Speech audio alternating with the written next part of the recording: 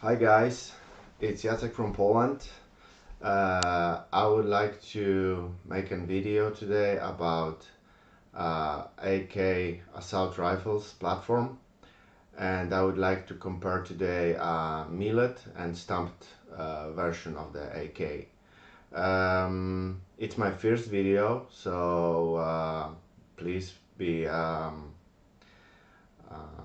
aware that I'm not a native speaker of English. I'm from Poland, so I apologize for my English in case if I say something wrong.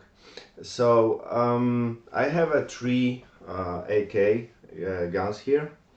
I have a Polish 1958 AK with fixed stock. It's of course all those guns I have are semi-automatic, because in Poland it's not legal to own a full automatic gun without special permission. Either these guns are needed permission, but I have a sport and collection permission, so I can have them. So all of those guns are semi-automatic. So this is a Polish 1958 AK, also called PMK. I will explain later why it is like that. Then I have Unfolder AKKS Bulgarian AKKS. The year of production of this gun is 1991. And then at the end I have a Russian Soviet Tua 1964 AKM, also semi-automatic. So all those guns, basically what I wanted to compare is that the first two guns I showed you are with Type 3 millet receiver, and AKM is stamped receiver. So what's the differences between them? So first of all, with the milled guns, with the milled receiver, those AKs has a different barrel. The barrel in those are mounted in a different way. So basically you need to, those barrels has a thread, and they are basically placed using the thread inside of the trunnion. So in the stamped version of AK, the barrel is mounted with the pins, with special pins. So the barrel from milled carbine will never fit to the stamped one. The second difference is as you can see on the barrel, the mounting for the bayonet. It's quite different for AK Type 3. The Type 3 was using a bayonet type 56H212, also known as 6H2. So this kind of bayonet, and AKM and AKMS and the newer versions of AK has a special mount here, which basically is designed to be used with 6H3 and 6H4 bayonets. So that's the next difference. Then we have a lower handguard. In the AK Type 3, the handguard is flat, as you can see here. However, in the modernized version of the AK, stamped one, the lower handguard has a better, I would say, it's better to hold. So it has a special, I don't know how to name it in English, but it's not flat. Then pistol grip. in the AK Type 3. Originally it's wooden, and it has a special metal piece, which is then everything is then kept by the screw here. And this is and all of the Type 3 from 50s, from 60s should have a wooden grip. However, later, like this Bulgarian 1991 AKKS, this has a pistol grip with some kind of material, like it looks like it's some plastic, sort of. However, the AKM, the Stua Soviet AKM, has it looks like bakelite. So, and also it doesn't have this metal piece. So the pistol grip, if you will be buying, for example, the AK Type 3 from Poland, and you will not have a wooden pistol grip here, but some sort of plastic or bakelite, that means that this gun was repaired, or somebody replaced the original, so it's not original anymore. Then of course the receiver itself, it's quite different. First of all, it's more heavy because it's milled, it's not stamped. The metal is quite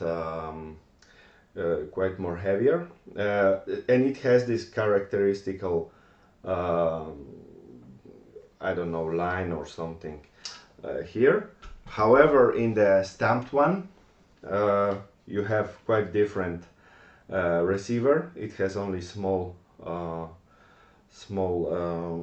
stamp here, and the cover, as you can see, it has those stamp here. In the milled one, it's totally clean, no stamps here. So that's another difference between those two. Then we have front side block. So as you can see in the milled AK, it's like this. It's more bigger for comparison to modernized version of AK. The front side block is smaller. It's definitely smaller. I think they made it to make the weapon more light, not so heavy as a milled one. So the next part is the gas block. The gas block in the milled one, if you compare to the stamp one, the stamp one is more thin in my opinion, and it has a little bit different shape. But from what I know, that the difference in the gas block is, it could be even between factories. So if you will take a Izhevsk AK versus Tua AK, the gas block might be a little bit different, for example. And then we have a gas pipe. As you can see in the modernized version, it's solid. It doesn't have anything. It's just a pipe. However, in the millet version of the AK, it has small holes in the gas pipe. Of course, inside there is no holes, but this metal here has holes. But the pipe itself, of course, it's solid. Then of course, there is a few other internal parts that are different, like recoil spring mechanism. In the AK is a little bit different than in the modernized version. I made a photos for you from my guns, and there will be comparison between three of them. So you can see that in the early version of AK, the mechanisms are like one solid piece, but in the modernized version of AK, it's much more lighter, definitely, because it's like two pieces, and they are much more lighter than in AK. Then also the bolt carrier with piston also is a little bit different. It will be visible on the photos. And another thing I wanted to tell you about is the muzzle device. So when Russians were designing the AK platform, they decided that there will be a thread at the end of the barrel to mount some sort of devices like a silencer or flame reductor or something like that. And at the beginning they've been installing this device. In English you would call it like a thread protector. That's what at least I found it. And there is two types of those devices. As you can see in this gun, I have a device which has like two cuts here, 1 and 2.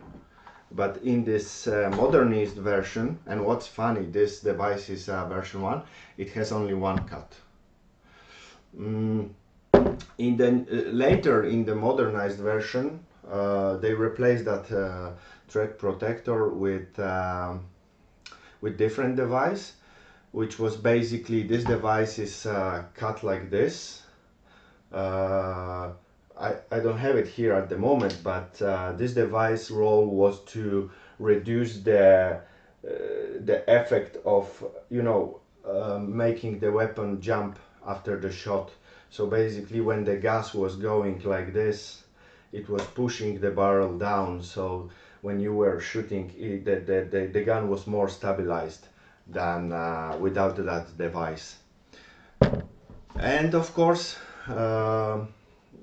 currently there is much more devices available on the market, but this is what was originally designed by military. About the naming convention, so this is a Polish gun, this is Bulgarian, and this is a Russian, Soviet.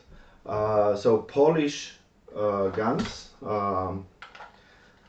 initially in 57, because the first production series of the AK with the fixed stock was started produced in 1957, were called PMK with fixed stock.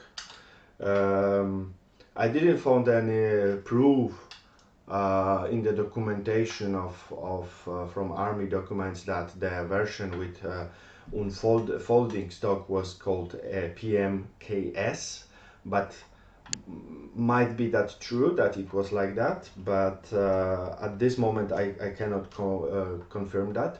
But in the middle of 60s, when Poland started producing also the modernized version, the AKM, they changed the naming convention.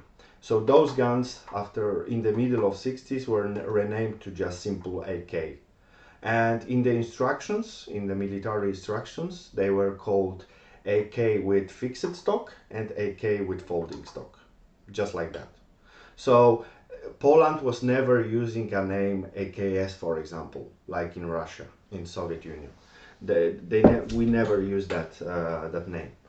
Bulgarians made a different approach. They also adopted and started producing AK platform in 1958. But the first 2 years they've been producing this assault rifles with the parts from Soviet Union and from Poland, for example. So they've been just bringing them together in the Bulgaria. Later, from 1960, they started producing their own. They had a factory ready and they started producing. And when they started to doing, they named those guns for folding stock. This carbine was named AKKS, so they added one more K, comparing to original Russian AKS name. And for fixed stock, they name it AKK. Uh, I have no idea why they did it like that, but it's probably something like some sort of language nuance. Regarding the Soviet, they in terms of millet version of the Type 3 AKs, they call it AK and AKS simply. And later, when they introduced the modernized version, they call it AKM, and for folding stock version AKMS. In Poland, we also adopted the naming like in Russia. So those were called AKM in Poland and AKMS for folding stock version. Of course, there was some naming, some additional naming convention nuances, like the guns with the Noctovision. They had a different naming, but I think I will make a separate video for the naming convention in general to explain that. And I think that's all. If you like my video, please leave a good comment. And if you're interested in some topics like how is the gun permission in Poland, for example, or in European Union, the history of AK in Polish Army, I would be glad to present something like that for you. So I hope you like it, and I hope we will see you soon in the next video. So thank you very much for your attention, and see you next time. Bye bye.